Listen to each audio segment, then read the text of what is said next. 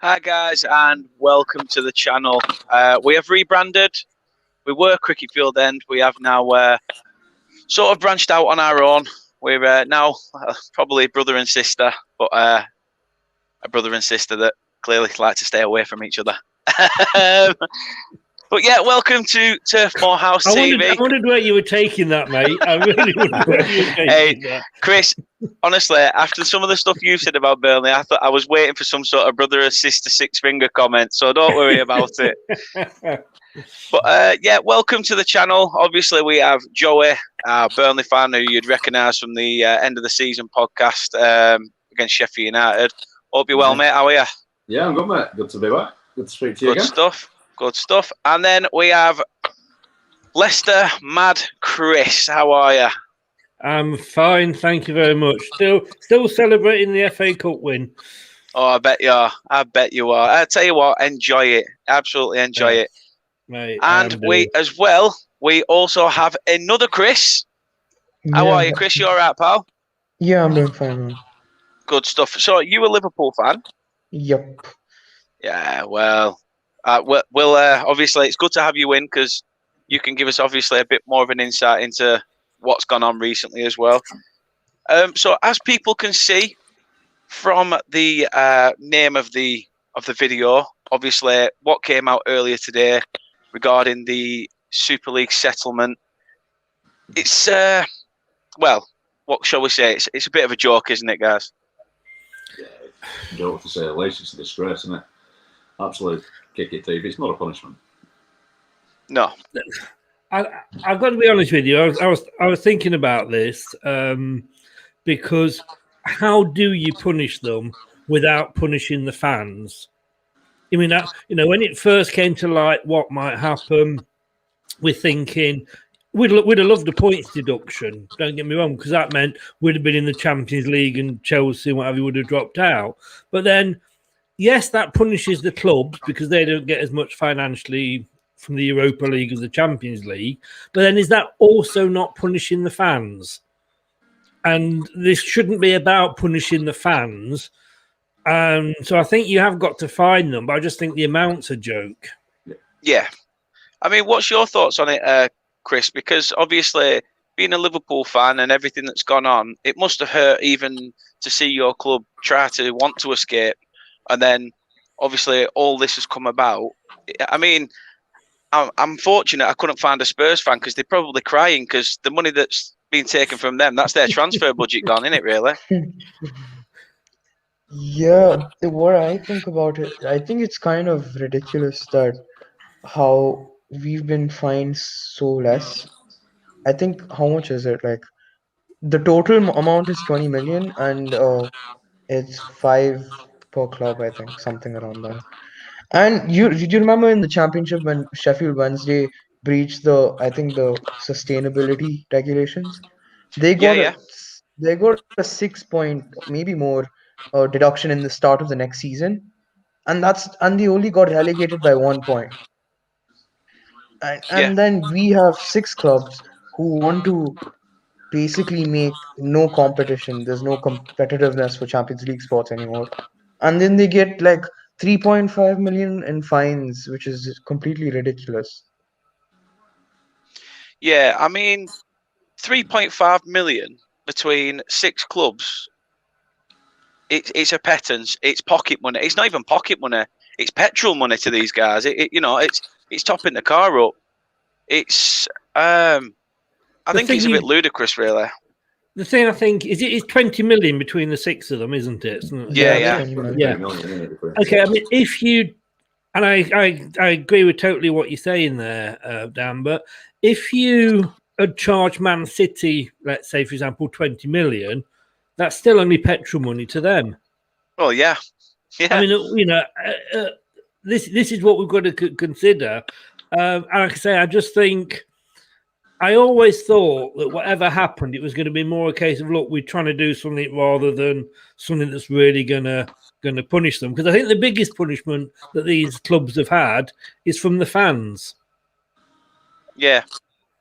Yeah, I think the thing is, though, it also goes back to, like, as a fan, like, I'll ask you, Chris, because obviously, being the Liverpool supporter, would you understand if there was a bigger repercussion? If it was a case where Liverpool received a points deduction, would you? I'm not saying would you be accepting of that, because obviously I don't think any fan would. They don't want to see that happen. But because of what's happened, would you be all right with that? Especially for a club of your size, losing 15 points. Okay, it sort of, it sort of breaks everything up and messes with things. And you wouldn't have been as close probably this time round of getting into the Champions League. But yeah, how would you feel about that if it was to be a points deduction? Just quick hello to Rich as well, please. Yeah. He's in there. And Melina, hope you're all well. And congratulations on getting into university and enjoy London. Scary thing is, she's only 2 hours away. I'm going to have to move. might have to come back up to Burnley. That's a bit further away.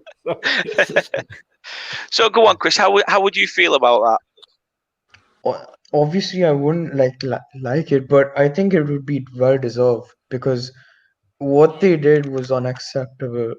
And the worst part is that the Liverpool and United and Arsenal owners were the biggest supporters of it.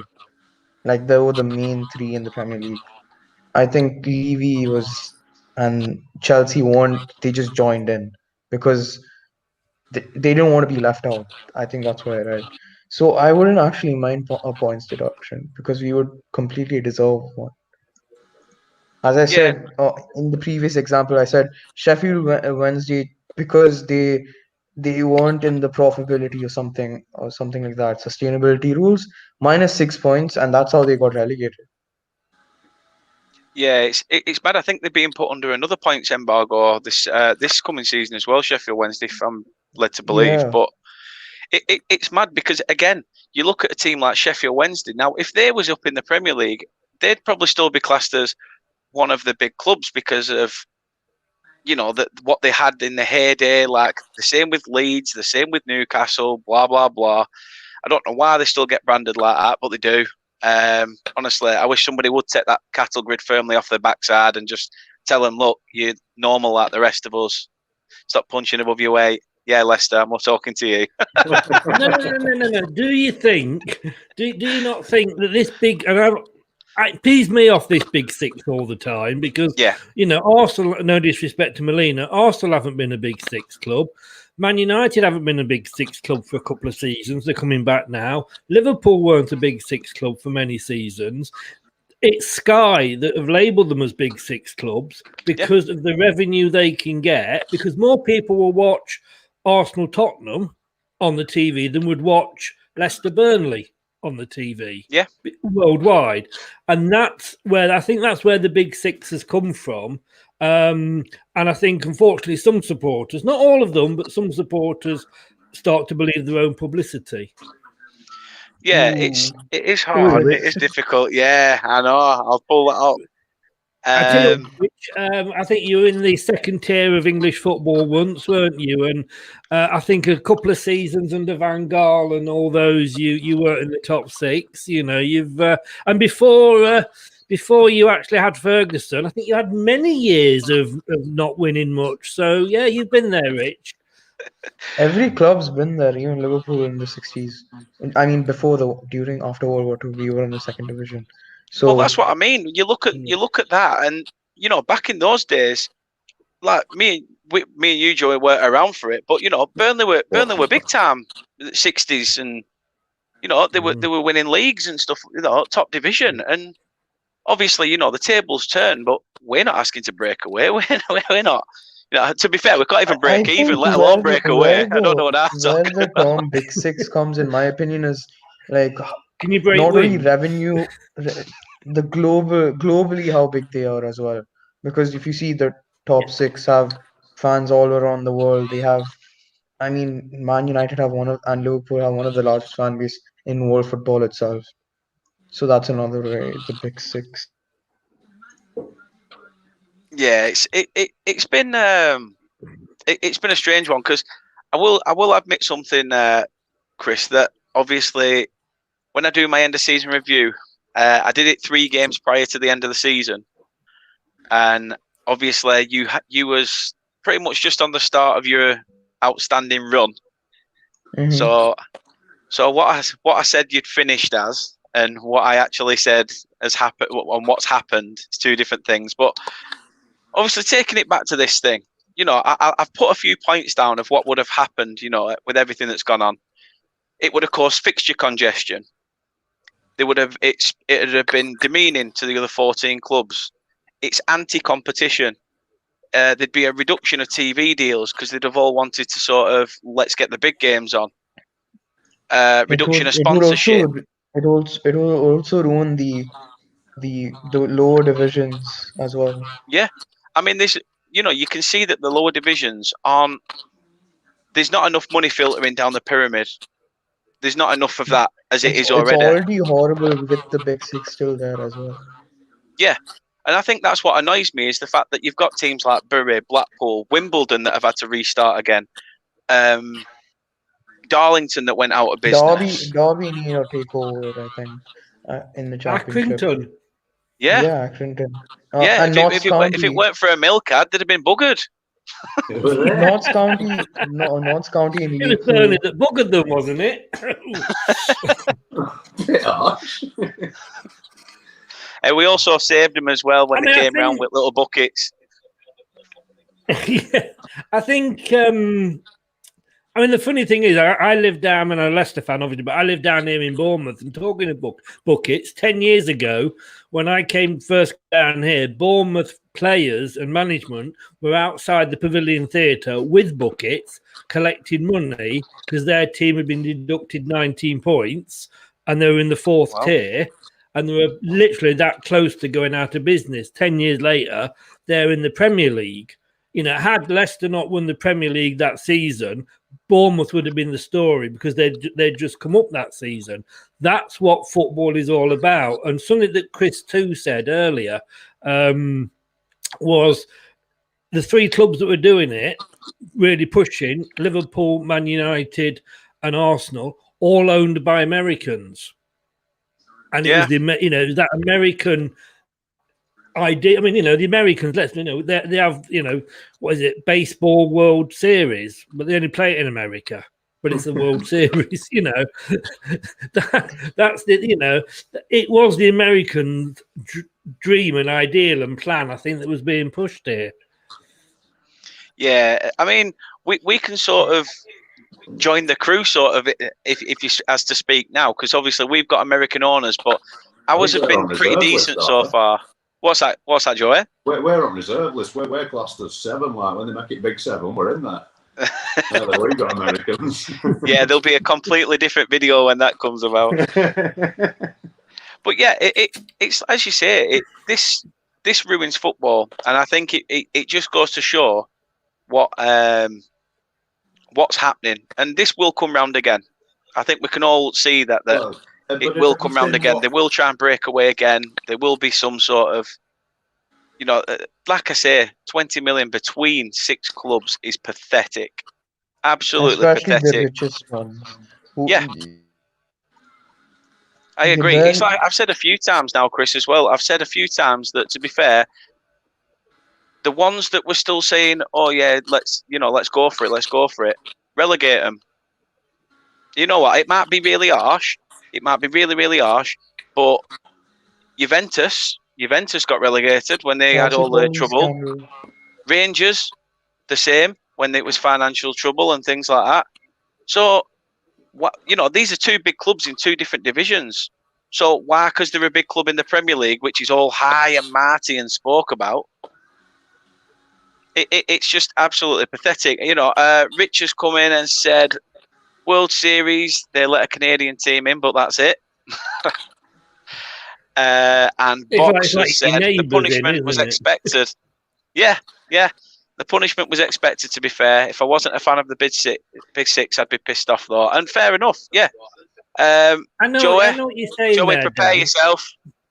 Now, I know what you're saying there, Dan, but, Hi, baby. you've All right. got... Love you.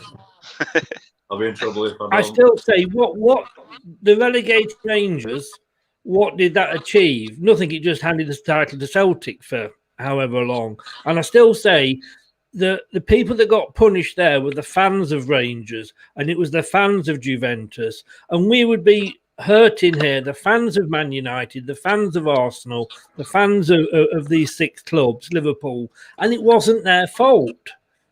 And I just think, you know, yeah, but it weren't the fans' fault as well, Chris. You know, when with people like Bury, they were the ones that I agree a team with like you. a team like Bury that were, it comes to Christmas time, a bit of snow falls, and they're literally volunteering to clear the pitch to get a game on because they're that eager to see some football, and yet, you wouldn't see people turning up at Old Trafford to clear it if system went down and under soil heating weren't working. The only time they go in is to give Glazers a bit of shit. They'd have the maids round to do it, wouldn't they? Oh yeah, oh massively. They'd probably get Ryan Giggs just running around like an headless chicken, seeing if he can eat pitch up. No, he'd be in the changing room shagging somebody, wouldn't he? Allegedly. I just don't think whatever happened, there was not going to be a punishment that would please everybody, and I just don't think, because this was all about the fans, and all credit to the fans of the so-called Big Six that they demonstrated the way they did, and I just don't think it's fair. And I'm saying this as a Leicester fan because, let's face it, we would have been one of the teams that would have benefited from a points deduction or kicking them out of the Champions League, like I said. But I just don't think it's fair to punish the fans. And no, it's not fair. The fans of Bury, I mean, I worked in Bury for like 2 years when I was living in Burnley. And I've been to the ground and I saw a couple of evening matches there. And I think it's disgusting. But it would have got even worse had this gone ahead because, of course, the smaller clubs would have been suffered more. But I just don't know what the right answer would have been. I don't think there was anything that would have pleased everybody. Yeah, I mean, I agree with what Box is saying. The fan anger has died down quite a lot. We can notice that, and I can understand why United fans are protesting because it's not just that. It's this. They're not repairing the stadium with the leaking roof. They're not doing anything in terms of. They're not doing things off the pitch as well as on the pitch. They just want to reap reward, and for what, basically. So I can understand Man United fans' frustration. Yep, love you too, Zoe. Do you two want to get a room of your own? This is Joey's missus, so. Oh, is it? Oh. Yeah. I thought he was being quiet. Yeah, he's on his best behaviour because she's watching. Yeah, she's not here though, is she? That's the difference. Hey, that's true. And I can only see top half at cameras. Joey should behave. But yeah, no, he's got a smile on his face. Look, no hands. What do you think's holding my phone up? I've never had it called a selfie stick before, but then yet again, I've not had the length of a selfie stick, so It's gone more like a broken breadstick. What about the supposed imposed sanctions if they try it again? Do you not think they're actually forcing them to say, look, if you are going to do this again, you go and do it and you don't play it? So I believe it's 25 million per club and a 30-point deduction. If you give them then, they are just going to naff off, aren't they? Let's be honest. Well, yeah, because they're not going to take. If they are going to leave, what's the 30-point deduction? The 30-point deduction is not going to come into play. You know what I mean? If they do eventually leave, and the fact that exactly, and the way that it's done this time, what are they going to do? I'll let you come in, Chris, for what you were going to say there. Sorry. Technically, the Super League still hasn't died. If you didn't know that,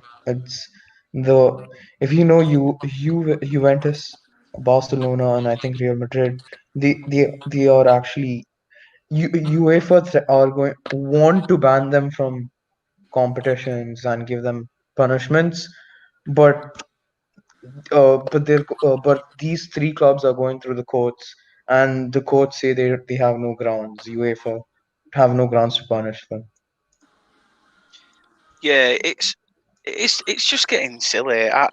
To be fair, I wanted to put a video out earlier when it was sort of like, quite high on the rift of everything going on. But as soon as I saw this today, I just thought how cheeky that most clubs are getting fined behind closed doors, but to be sat in a room with, I just saw an update on Twitter, by the way. Sorry to interrupt. If UEFA didn't suspend the sanctions against Real Madrid, Barcelona, and Juventus, UEFA president Catherine would have been arrested. This is because UEFA received an official Swiss court order telling them to immediately suspend sanctions. And this comes from the journalist that broke out the Super League news, Tariq Panja, New York Times journalist. right, Christ. I mean, I've seen a lot of people saying, "Oh, don't worry about this. This is just so that the clubs in the Premier League are sweet now. That's it. It's all over. Give us a bit of money and it's all over." But I still think it undermines the problem. It's almost like being told, at the doctors, "Oh, sorry, you've got cancer, but we're going to give you paracetamol," sort of thing, and hope that you get better. It's not. It's difficult. You've got to give them the right treatment, but you can't call them into a room and all sit there and say, "Right, come on, guys, you tell us how we should punish you for what you did." You wouldn't do that to your kids, would you? If they'd just turn around and say, "Give us 20 quid and tell me that I can go back out and I'm not grounded." And that's technically what they've done. They've sort of bullied their way back into being all right, and yet they'll think, "Oh, this is next to nothing." Like I say, unless you're Spurs or Arsenal and your transfer budget's gone, but that's it. Now it's a case of it. I understand people. I understand where people are coming from. That the incident with the Premier League, that's fine. There's a line drawn under it, a bit of money, but there's also now got to be a repercussion between those clubs and UEFA. There's got to be a big, because that's where the biggest problem probably lies. I mean, correct me if I'm wrong, but you're going to have to make it clear which Chris you're speaking to, because I don't think either of us know. No, either or, all just chirping. I mean, you know something? Would it have? I get a feeling with this. Yeah, we know it's probably is going to come back. Maybe not for a couple of years, but it will come back. And it's going to be a bit like, the Scots and the, wanting independence. Well, we get to the point now where I'm just saying, F off and get on with it then. If you want it that badly, go and do it. So say to these 6 clubs, if you want to do it, go and do it. As a Leicester fan, would we miss Man United, Arsenal, Spurs that much? No. We would. You'd form different, derbies, if you like. You'd form different, big games that, oh God, we've got to beat this team, we've got to beat this team. And sorry, Brendan ringing me for advice.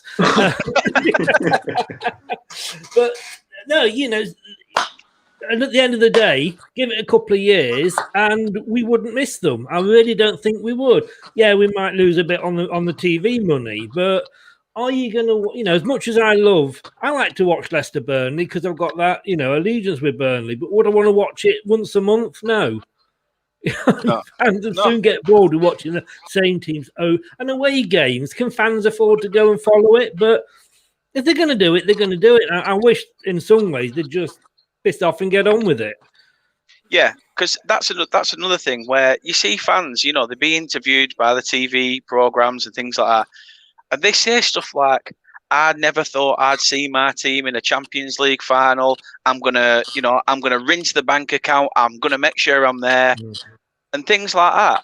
You're not gonna get that. You're not gonna get people rinsing bank account, maxing cards out to see the team in a final. I'm not saying that people should get themselves into debt or anything here, but what I'm saying is that as an avid fan, as a massive supporter, you would do everything in your power to be there and witness that final. So, and not just a final, even just to be part of, oh my God, we've made the Champions League. I'll go to a game with the group stages. I'll get to experience all the shaking of the giant football, just everything. Even if you just take it down to the little bits of the people shaking gigantic Champions League badge at middle at half, centre circle, and the music as they come out and everything. It's the whole element of it just disappears and dissolves. And people don't seem to think that those little bits mean anything. But hearing that music, hearing your team walk out to that music, Christ, you know, even when I hear Burnley walking out on FIFA to Champions League for music, you know, Oh, I you're get on a little cheat bit mode, are you? excited. I get a little bit excited, but you know, Can I, what was the better story as a football fan? And I'm not just saying, I'm not, you know, being sarcastic, but what was the better story as a football fan? Leicester winning the FA Cup and the scenes that you saw after and what it meant to us as a club, or Chelsea winning the Champions League again, you know, or Man City winning the Premier League again. I know, without being big-headed, most fans would turn around and say Leicester winning the FA Cup, because that's what anybody outside of those 6 clubs, and probably even Arsenal and Tottenham now, that's what they dream about. You know, is having the chance to do that. I've watched my club in League One, you know, funny enough, playing Man City, could you believe? But, you know, and it's that, and I've been saying, I can remember what, you know, Bournemouth fans were doing, like I said earlier, and it's that dream.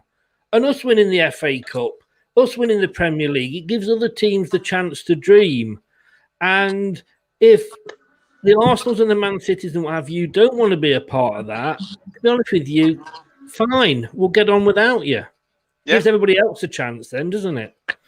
Yeah, so, I mean, the question's open here, but Box has said, what do you make of the 30-point deduction for future breakaways? I think it just forces them out of the league, doesn't it? If you're going to break away, you're going to go proper and you're not playing it, because they're not going to want to stay with a 30-point deduction either. No. I think I said before that I'm not happy with points deductions because it hurts the fans. But that said, this is a warning that if you do it again, it's not sort of a points deduction now. So yeah, I don't see anything wrong with that. And I'm sorry, I've forgotten your name. I do apologise. The husband.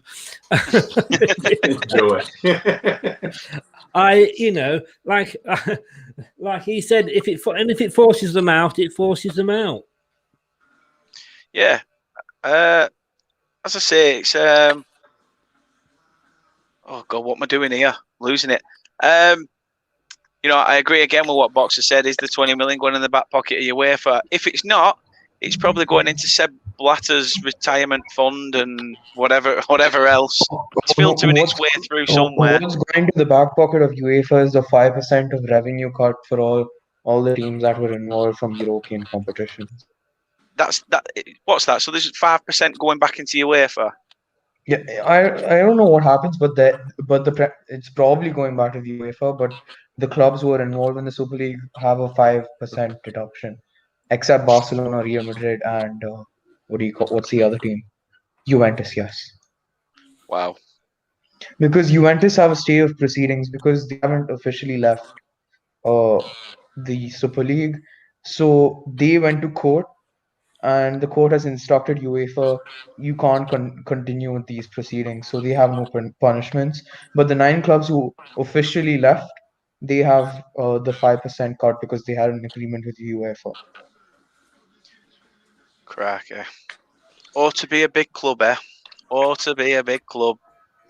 No matter what you do wrong, you know, somebody else will get the punishment. Somebody else will get it worse. It's absolutely ludicrous for me.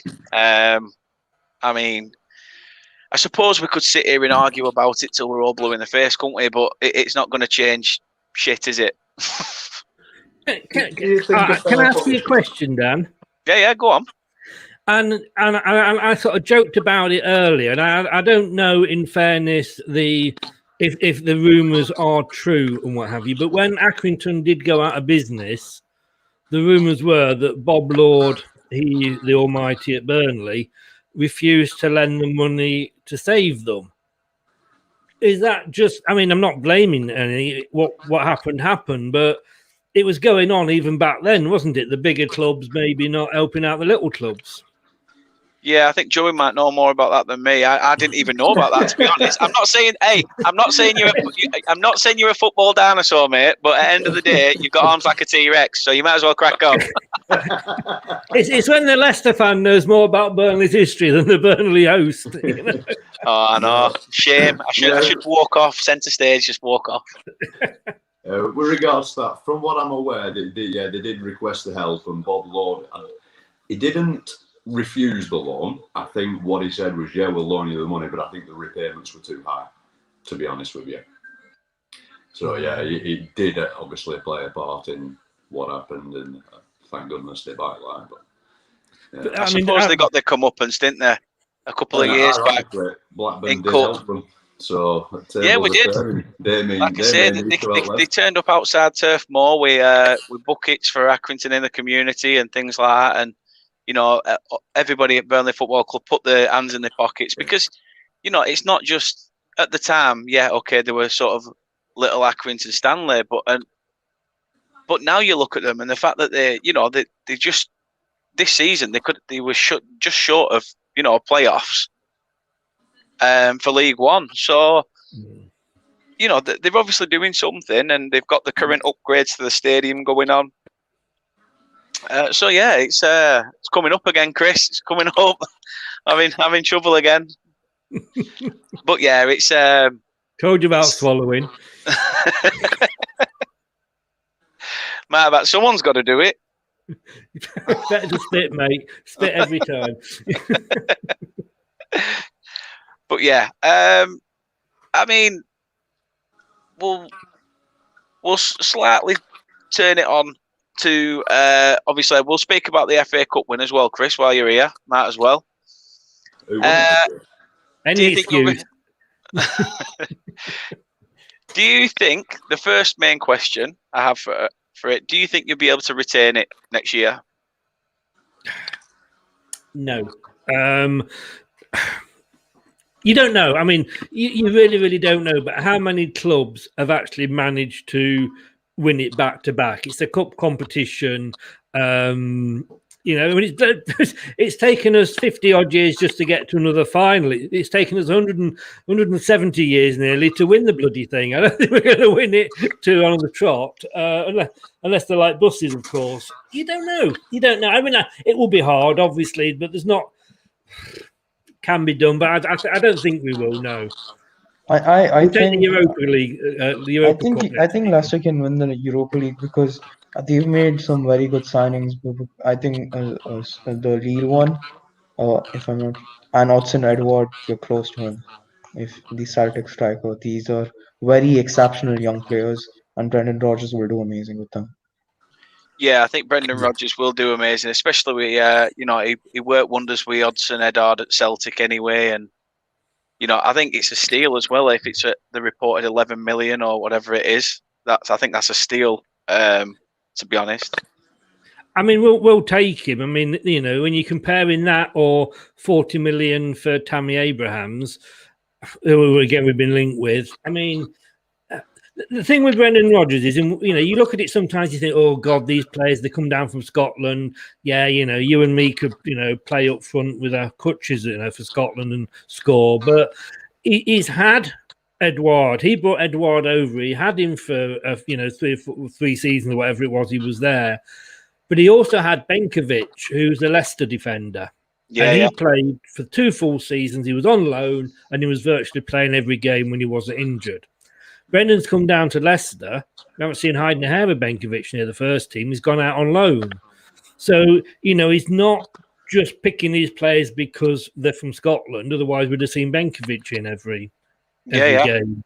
But no, I'd obviously love to see it again because that way we can all get to Wembley, which we weren't able to this season. But no, I think winning it 2 years on a trot is a big ask for a club like Leicester. So do you think you'll focus more on the Europa League and things like that then?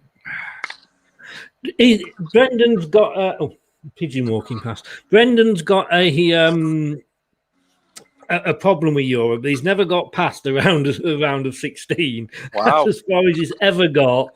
That's a stat in itself, isn't it? It is. And we went out in that round this season. So he's got something to prove there. So I think it would be nice to win the Europa League. A, because it's we've not done it before, and B, it gets you into the Champions League. Doesn't matter where you finish in the league itself. So, yeah, I think we want to do well in Europe. We really do. Yeah, I mean, good luck to you in it, and hope you go and smash it as for an English side. Moving on to one of Brendan's other former clubs, Liverpool. I mean, you guys had a very unexpected, but mediocre. It was a decent run towards the end, and you managed. Unfortunately, I'm sorry to mention it, Chris, because obviously Liverpool stole a march in the end, and got to where they needed to be. Liverpool should have been there from the start. In fairness, yeah. But I mean, Chelsea were the ones. I think Leicester were very unlucky because Chelsea lost that game, I'm pretty sure, against Villa. And if Leicester just kept the lead, they would have qualified for Champions League football. Yeah, I mean, you guys did pretty well against, I'll even say it, against us. Obviously we were already on the beach at that point anyway. I mean, you'll probably agree with me, Joey, that that Fulham game was pretty much the be all and end all, and after that, season were over after that, weren't it? So it's hard to play football in flip flops, isn't it? Yeah, but I mean, what's your thoughts on your season then, Chris? How did you feel about it, especially how it went and how it ended? Oh, it was more of an emotional roller coaster because when you guys beat us at Anfield, I was close to tears because it was. I'm glad you mentioned it. It was such a painful. It was a painful defeat. I'll be honest, because especially with 83rd minute penalty, that hurt. So I mean, I'm at one point we were 7th or 8th, and I was like, I accepted it. We're not going to be in a European competition, but somehow we frauded third place. So I mean, I can't complain, can I? From being 7th or 7th. No, definitely not. Definitely not. You and Everton were sat pretty much, battling it out with each other in like 7th, 8th, 9th position. And, there were a lot of questions going, Christ, if Liverpool have chuck a couple more games sort of thing, especially at Anfield, there's a chance that, top 10 may even be a struggle. But, I don't think anybody ever sort of thought that. Not when you look at the amount of quality that you've got in the squad. I mean, I'll throw it to you, Joey, as well. Obviously, the win at Liverpool, yeah, I get that, but it's been an up and down season for us, hasn't it, as well? Yeah, it's been a difficult season for us, I think. We've had a lot of injuries and obviously not much action in transfer windows for various reasons. Chris is itching to mention that 4-2 win. He's itching. I can see him just sat there like, go on, mention it. I'm going to mention something else in a minute, but I'll let Joey finish. Thank you. But yeah, I mean, obviously we're still in the Premier League. That's the main thing. And like starting block from this season, I think, with what's going on with Alan Pace and all the other. Will you guys actually spend in this transfer window? Because I've never seen Burnley do like even some signings. It's almost I think what we spent in last, is it 3 transfer windows? I know we spent 750k this transfer window. I don't know whether we actually spent all the season before. We did. We brought Josh Brownhill in, I think, in January, something like that. Yeah, that were a good signing. A good player, very good player. And before that, I don't know. I think we've not brought anybody in since we sold Jimmy McIlroy to Stoke, looking at the age of our squad. But guys, we didn't buy anybody in January either, so... No, I mean, it's like I said to you, Chris, when you asked me on the other day. People were saying that, we got the takeover and, that's it, we're going to see spend, and it didn't happen. But then obviously stories have come out that it was Dash that said, well, I'm not going to bother signing anyone when there's nobody out there with quality to compete with the squad that I've already got. And you can only do point. Exactly.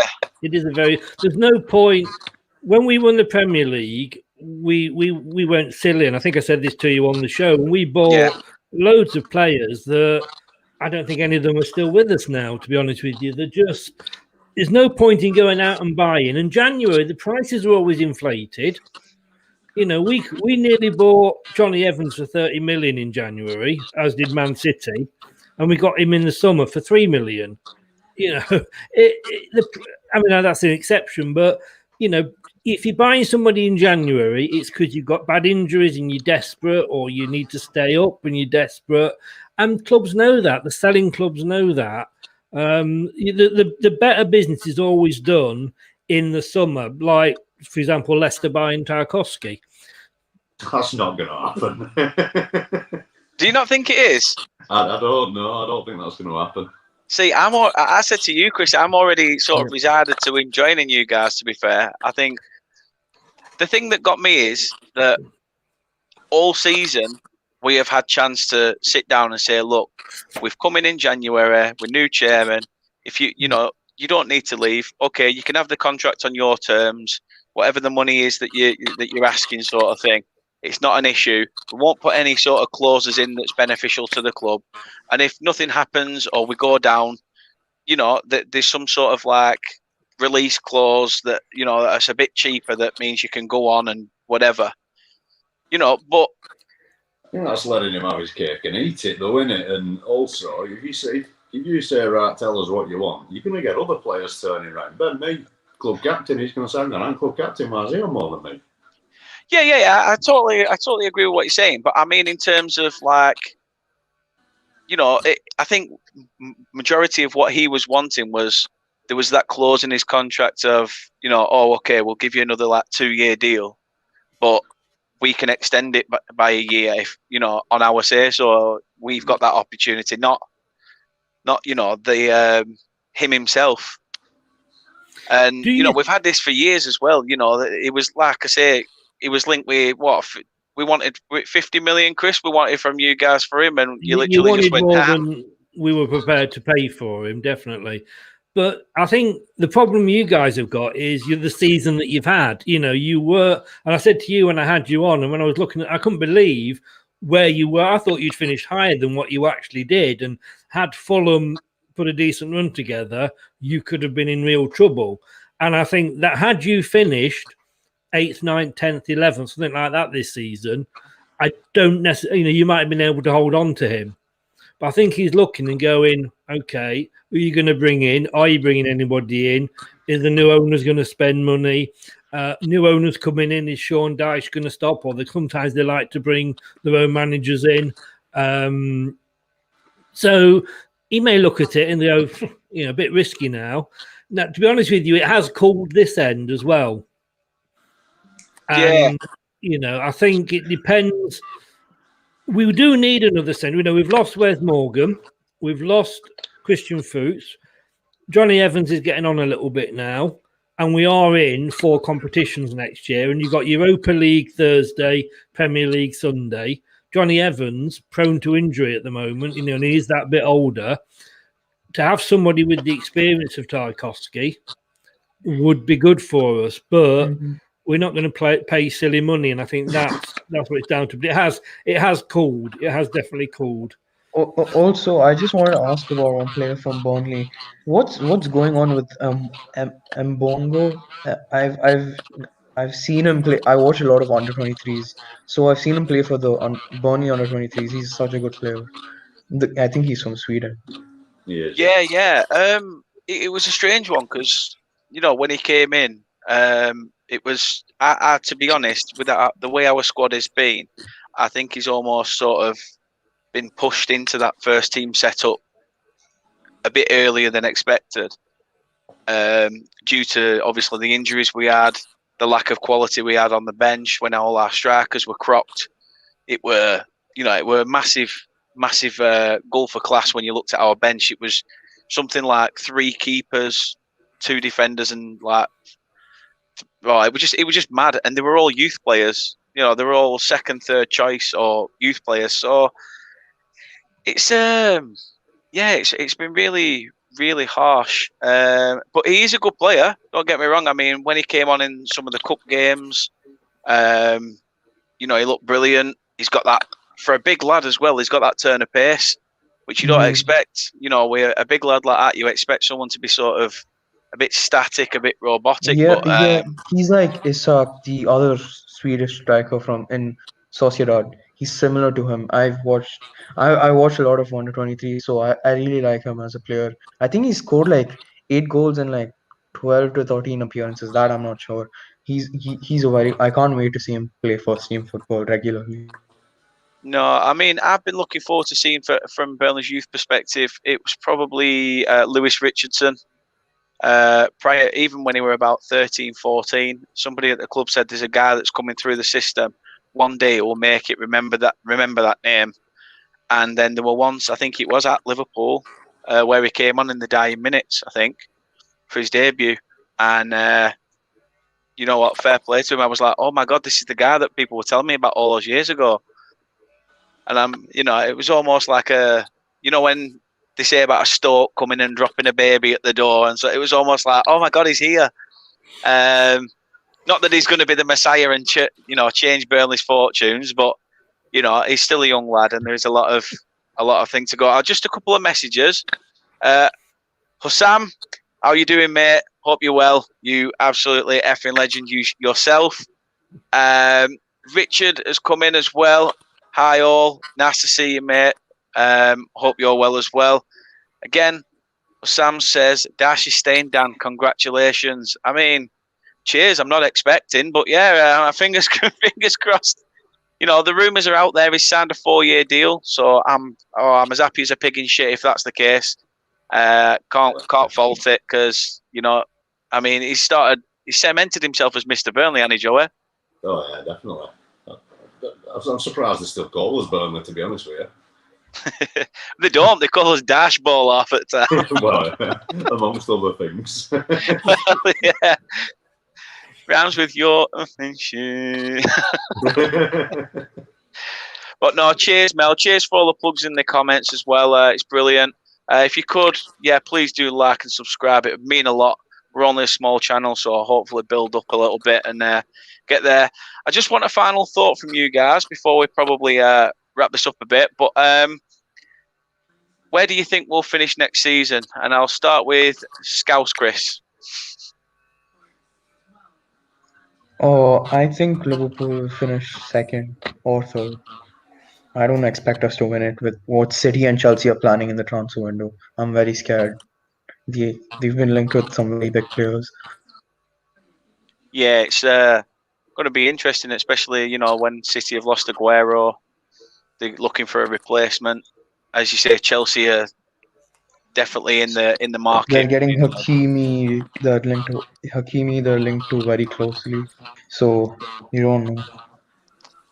I mean, it'll be interesting, and I think you'd be happy with probably another third finish, especially if another run in maybe a run in the Champions League next season as well. Fingers crossed for you guys.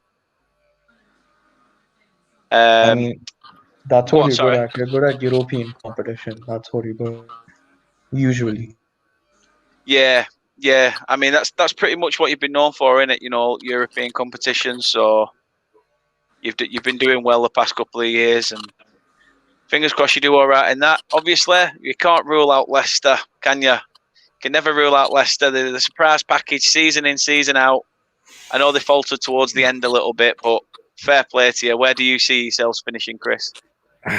To be honest with you, and I'm like I say this time. Well, next Thursday I'm doing the prediction show with all my co-presenters, and we've got sort of where we're going to put Leicester, and I've got us as fifth again because I honestly think Man City, Chelsea, Liverpool, and Man United will make up the top four. I think you've only got to look. I think they'll look at Leicester like they did when we won the Premier League and say, we're not letting that happen again. I know it would have been us or West Ham as well, because West Ham weren't that far off, all credit to them. That was a great surprise after the season they had before. So I think they'll go out and spend money, big money, as much as they can afford to this season. And I think we'll struggle to get in the top four. But I'll balance that up with having hopefully get to the semis of the Europa. Tell you what, why not? Why not? The sky's the limit for Leicester at the moment, and the togetherness you've got. Don't big us up that much, you know, mate. I think every single team in the Premier League is envious of the togetherness that you've got there, and you know, fair play to you. It's unreal. I mean, you know, I cry more over Leicester than I do my kids, and you know, watching after we won the FA Cup, seeing those scenes on, and this is what I've said, and it would be the same for you guys if you won it again. And I know you've had, you know, success in the past, but that was obviously. We'd need a different manager if we're to do out in cups. Christ, Dash and cups don't mix. Well, we used to say that with Pro, but you know, it means something to us smaller clubs, you know, and say smaller, you know what I mean, though, and yeah, it was. But I'll take fifth in European football again. Yes, I would definitely. 100%. Good luck to you for next season. I mean, Joey, Burnley. Where do we start? I mean, not fifth, that's for sure. Definitely not. I mean, we'd be in a nosebleed looking at that position, and probably people would think, "Are you taking the piss?" You could tell you're a unrealistic Burnley channel if we did say something like that. So. I think we've got a very, very big summer ahead of us, and if we can get just 3 or 4 players in to go straight into team, there's no reason why we can't be looking at 13th or above. Realistically, you know, but a lot does actually depend on this summer. What do you want at Burnley? What do we want? A complete revamp, because honestly, some of the players have got glass. I mean. You'll probably agree with me, Joey, that, to be quite honest with you, the fact that we let Robbie Brady go from his contract must, to me, show that we are confident enough to find a replacement. Yeah. They must have somebody in the pipeline, I should imagine. They wouldn't have done it otherwise, because the squad's it's probably the smallest in the Premier League, definitely not the biggest. Yeah. So I do think that, obviously, like you say, to let him go, they have somebody waiting or they're expecting. So. No, I'm same as you, though. I am same as you, and I've said it a few times over podcasts and stuff, that I'd be very happy with 13th. You know, medium place. It's sort of cemented. I mean, we used to be there and thereabouts in the Championship season in, season out, weren't we? And well, say that. Beginning of the season, we'd flirt around the playoffs, and then Christmas had hit us, and we'd end up finishing about 13th. Always same Christmas, isn't it? As long as I can remember, every Christmas, I don't know what they do at Christmas parties at Burnley, but it's always the same.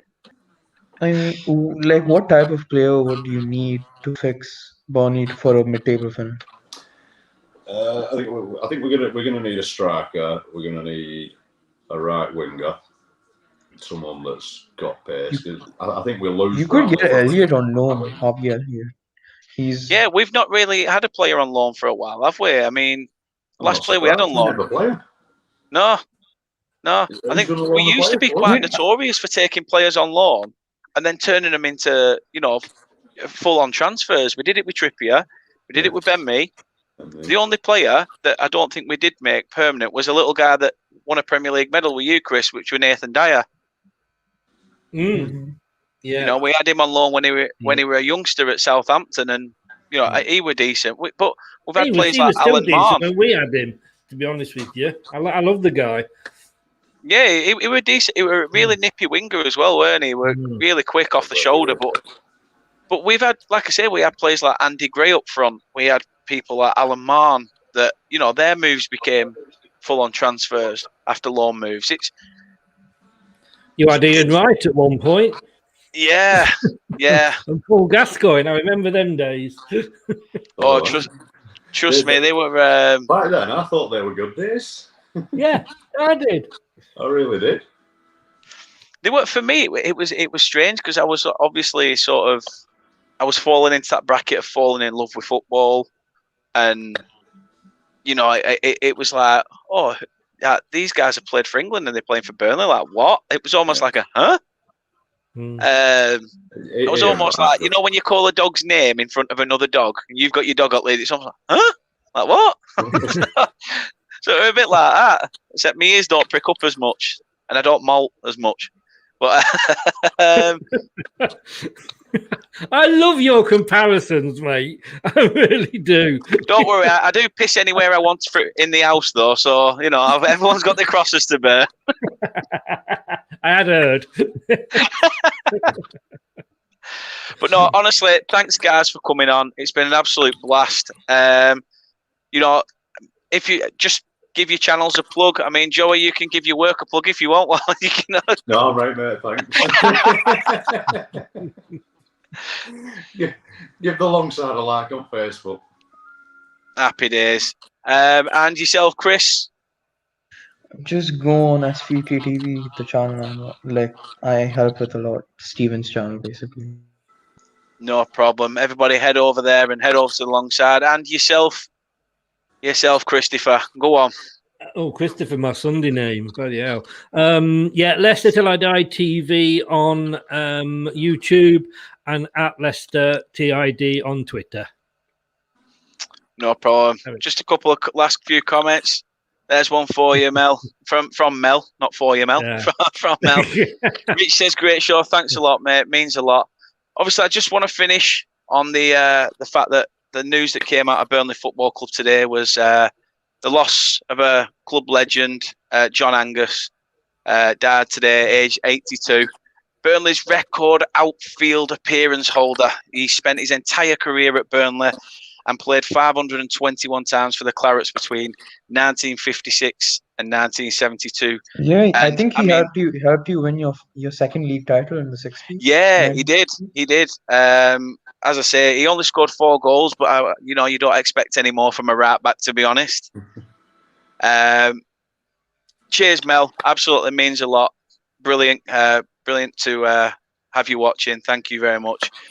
So yeah, I'd just like to finish on basically a rest in peace to him. Thanks again for coming on. Rest in peace. Yeah. Thanks everyone for watching, and rest in peace, John Angus. Okay.